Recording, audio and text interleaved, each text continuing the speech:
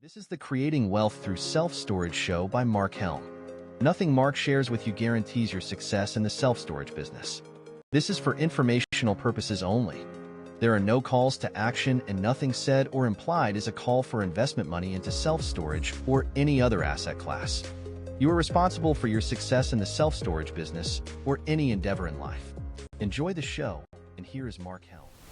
Let's talk about building self-storage smarter, an alternative way to design, build self-storage construction. My name's Mark Helm. I'm the author of Creating Wealth Through Self-Storage, and I'm the creator of the Quickstart Academy, which houses the on-demand self-storage boot camp. That's the premier training I offer. Then it'll take you from wherever you are now all the way to putting your first or your next self-storage project into service. You can find out more about it at creatingwealththroughselfstorage.com. Now, up until the 2020s, as a self-storage owner and small-time owner and developer, I never used the design build process for my self-storage projects, whether I was doing an expansion, ground-up construction, or a conversion. Design build in the construction world is generally defined something like a design build construction process is a project delivery method where a single contractor is responsible for both design and the construction phase of the project, meaning the architect, the builder work together under one contract, collaborating through the entire process. I never built that. I also never, when I was starting a project, would call up an architect or an engineer and say, give me plans, give me a layout, give me plans, create building plans so I can find a GC to build it. I never went that route either. Now, I didn't go those general routes that most people do in most asset classes when they're building something. And I didn't do it out of design. I probably did it more out of ignorance than anything.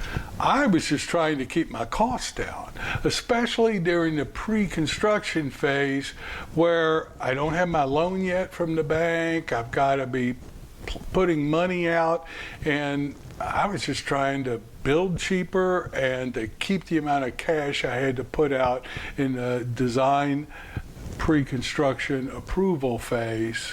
And that was really the only reason I started doing construction for self-storage the way that I do it. So I want to share with you the process that I use, and hopefully, if you're a small self-storage owner, this process may help you keep your construction costs low or your expansion costs low so that you can actually do deals today. So let's talk about today's environment. You know, when interest rates were 4% or 4 something, and the cost to build, single-story self-storage was $35 to $50 a square foot, design build or just starting with architects and engineers, for the most part, work. It's easier. Most of the time, it's faster to go those routes as a small self-storage owner. But again, I was trying to keep my costs down, and particularly the out-of-pocket costs I had prior to getting a construction loan. So I ended up doing things a little differently. And even back before 2020, I was bringing in our storage projects $10 to $20 a square foot less than people using the other process.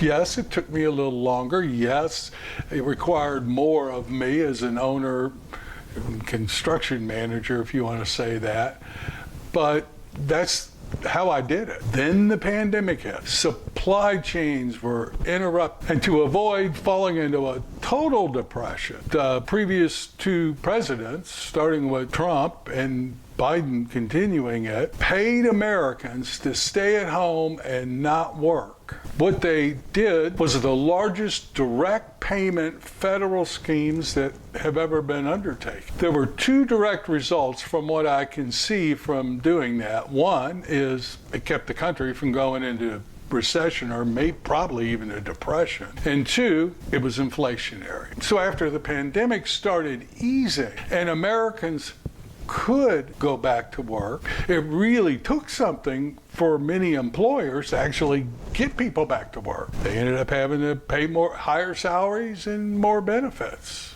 Again, inflationary. Now, you may have thoughts whether it was good that workers got more money and were in a position to demand more from employers.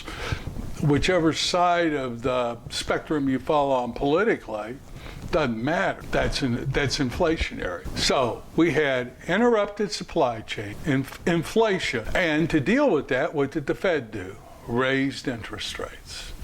And top all that, for what I'm sure are very sound reasons, the banks that I work with started requiring me as an owner to now have a GC on construction projects, whether I was doing ground up expansion or conversions. So I took the same projects I was doing prior to the pandemic at $50 a square foot, went out to get GC, and boy, was I in for a shock.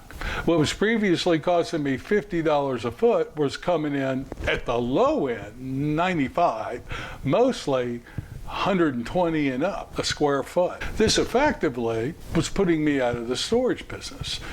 So I did what most entrepreneurs do when confronted with a problem. You start a company to solve your problem. So what I did was, a person I know who is a general contractor and has a long history in the construction business, not in the self-storage construction, but in the construction business. I met with him, explained my situation and the process I had used. And I asked him a question. I said, are you interested in niching down and specializing in a certain type of construction? Given the process I described on how I used to do it, do you think you could apply that process or something very close to it in today's environment to do projects that I have and partner with me on them, and maybe even do projects for other people? After doing his research, Smitty, my now partner in the construction company, came back and said, yes, and I think there's a real niche in the self-storage space for the process that you have. So basically what he did was he broke down what I was kind of doing before into two phases. One is the pre-construction phase, or as he calls it, the owner rep phase, where we will take our projects or clients' projects through design and approval process to the point where we can generate building plans using the process or close to it that I was using before. And then, if awarded the bid, or on our projects, then we go into phase two, which is the actual construction project. So let me share with you the process we use today. And again, this isn't for every storage project, it isn't for everybody, but this is the process we use on our projects, which are mostly single-story, drive-up, 50, 60,000 square feet or less. Yes, we do some two-story fabricated systems, but mostly what I'm describing is for conversions, expansions, or ground-up single-story, 60,000 square feet or less or so. This also works well for boat and RV development. First thing we do, and what everybody should do, is form your team. And on our team, we have an architect. Now, we don't just turn the architect loose, but we have a relationship with a national architect, well-known in the self-storage space. And basically, we have them on an hourly rate. And then we locate an engineer, a civil engineer, in the market where we're doing our project. Civil engineer hopefully has done self-storage before, has relationships with the people who are going to be approving the development phase of the project and even the building plan phase of the project. And we interview that and get that architect and engineer in place. We don't engage him in anything, we just have him in place. We'll explain this process I'm going to tell you to our engineer and make sure they buy into how we want to do it, and they give us either an hourly rate or fixed rate based on the different phases of the project. Next, we go to a fabricator, and I will pay for this, but I get $1,000 or less. I want to pay for it because I want to get other bids from other fabricators, but I'll give them my building if it's a conversion, or the ground if it's development or expansion, and ask them for a preliminary layout. Very often I'll give them information from what I can glean about that market on average unit size, how much is climate controlled, non-climate, and when I get my feasibility report, that's when I really kind of fine tune that layout. But I ask them for a preliminary layout on the site. I usually get a layout, I'll end up tweaking it a little bit, then I give that layout, depending on the site of the project and where it is, either to the architect or the engineer. Usually it's the engineer, and I ask them to look at this preliminary layout, make any modifications you see necessary to it to get approval. Now, the engineer or the architect's creating nothing. They're just reacting to a plan. Then I'll work with the fabricators on whatever modifications we may or may not come up with, and then get a revised layout from them. It's at this point I usually do a preliminary budget and kind of rerun the numbers to make sure everything looks like it's working so far. Then once we have our site plan, depending on what we have to submit to get development approval, if we need development approval, most locations we do need development approval before we design building plans. We want to get our project approved, so we may end up having to get renderings from an architect, but we get that site plan, which usually suffices, a rendering or two, and then we go get development approval. Very often they'll have comments. We have to modify the plan based on those comments. Then we relook at it, rerun preliminary budget, see if it still looks good. Once the development plan is approved by the local regulatory agency, that's when, by that point, I have bids back and I've selected which fabricator I want to use. Now, usually you've got to put a deposit down, and when you put the deposit down, you go in the queue for fabrication, and then the deposit's anywhere from 25 to 50% of the total cost, and then when it's delivered, you pay the balance. What we often do, we work with fabricators who will work with us. Rather than pay the full deposit at that point, I'll pay 20% or so of the deposit and request them to go ahead and start generating the engineered drawings that they have to do anyway. Generate those engineered drawings and then send them to me. Now what that does is it's the beginning of my building plans from the fabricator, and I take those plans when I get them and I give them to the architect to begin to add to those plans. They didn't generate them, they're just adding to them life safety, HVAC, electrical, plumbing, all the things we need to get to building plans.